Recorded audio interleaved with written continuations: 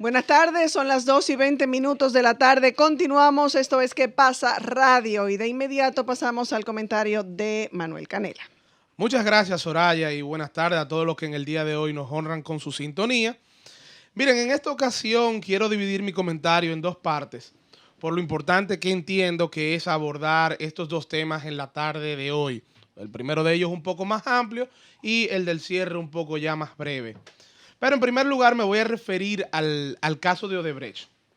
Tal y como leímos en el flash informativo de las 6 personas que fueron sometidas a la justicia y que se le conoció juicio de fondo, solo 2 de ellas resultaron condenadas. Estamos hablando de Ángel Rondón, quien fue condenado a 8 años de prisión por soborno y lavado de activos, y Víctor Díaz Rúa, quien fue condenado a 5 años de prisión y a una multa de 200 salarios mínimos, al igual que Ángel Rondón, el tema de la multa, por enriquecimiento ilícito y lavado de activos.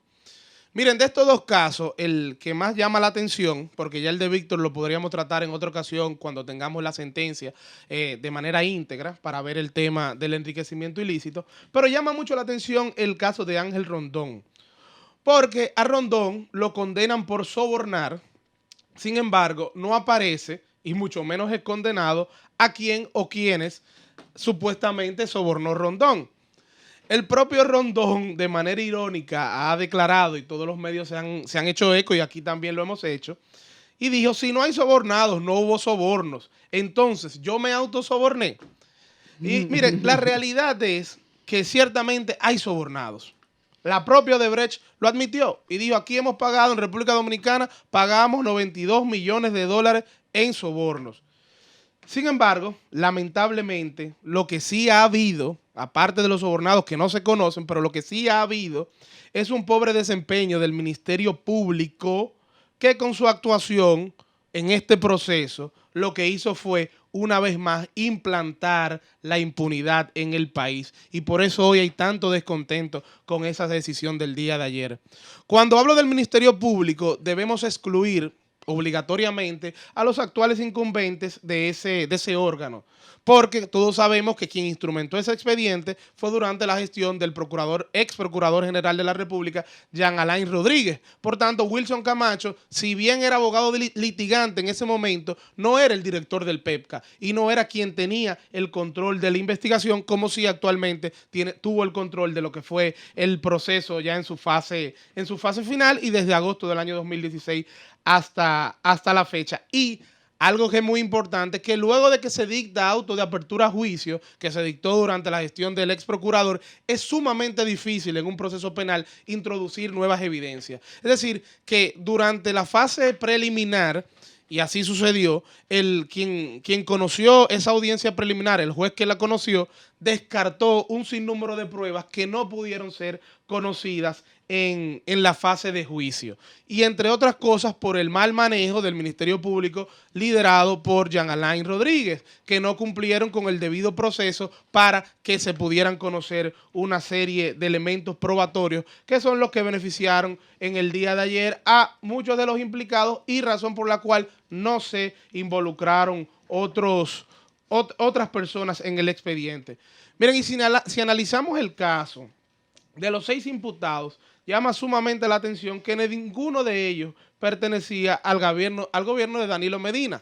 La única excepción es el caso de Tommy Galán, que si bien no pertenecía al gobierno, pero sí fue senador del PLD durante los gobiernos del expresidente Medina. Después ninguno de los imputados pertenecían a ese gobierno. Ay. Entonces, señores, ustedes me van a decir a mí que los actos de corrupción de Odebrecht terminaron en el año 2012.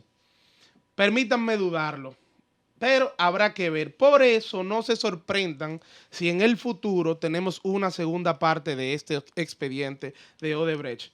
Porque como se ha como venido... una película, sí, part 2. Puede venir una segunda parte con nuevos involucrados. Porque ¿cómo vamos a creer que en el año 2012 se acabaron los actos de corrupción de Odebrecht? Y además todos esos cuartos, esos 92 millones de dólares nada más, ¿a dónde fueron? O sea, ¿quién los tiene? Quedaron en ellos, por y favor. Además, ustedes me van a decir que del 12 al 2017, la cantidad de obras que hizo Odebrecht, incluyendo la gran obra de Punta Catalina, no hubo soborno.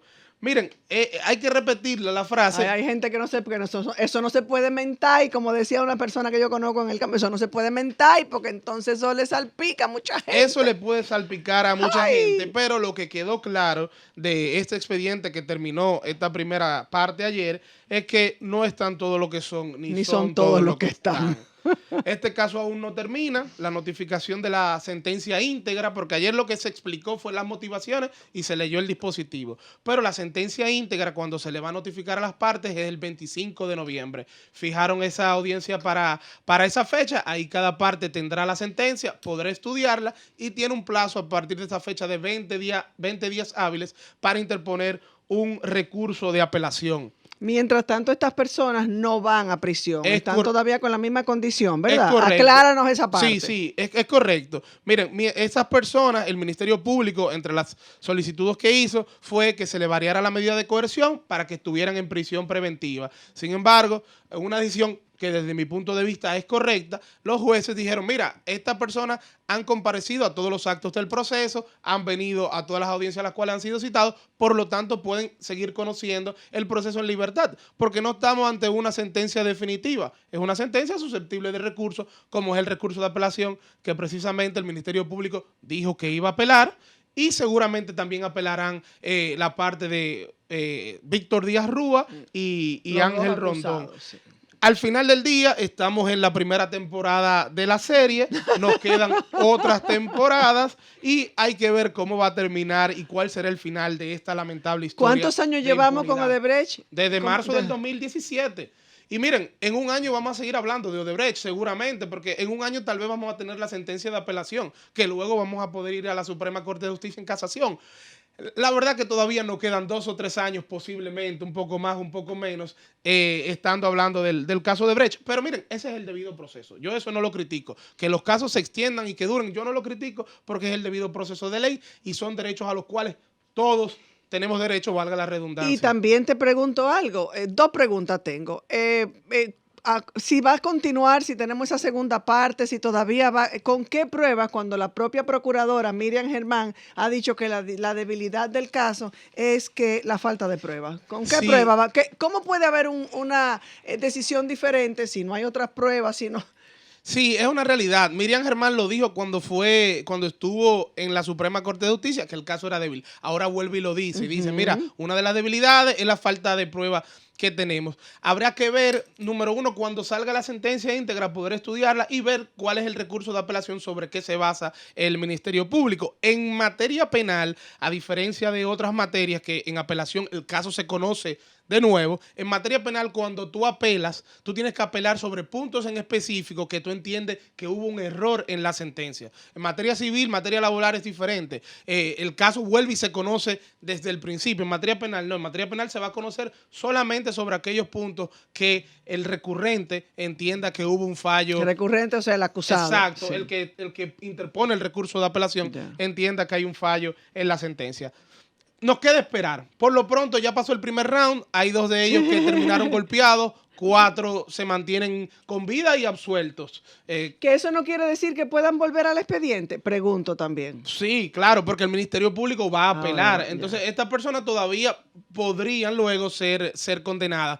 Que por las motivaciones que yo escuché ayer, porque estuve escuchando las motivaciones que presentó el tribunal, realmente es muy poco probable, por lo menos de lo que hemos visto hasta ahora. Hay que esperar que salga la sentencia íntegra, pero aparentemente estas otras 4 personas, Conrado Pitaluga, Tommy Galán, Andrés Bautista y Roberto Rodríguez, aparentemente no habían elementos suficientes para tener una condena en contra de ellas. Así fue la explicación e iban...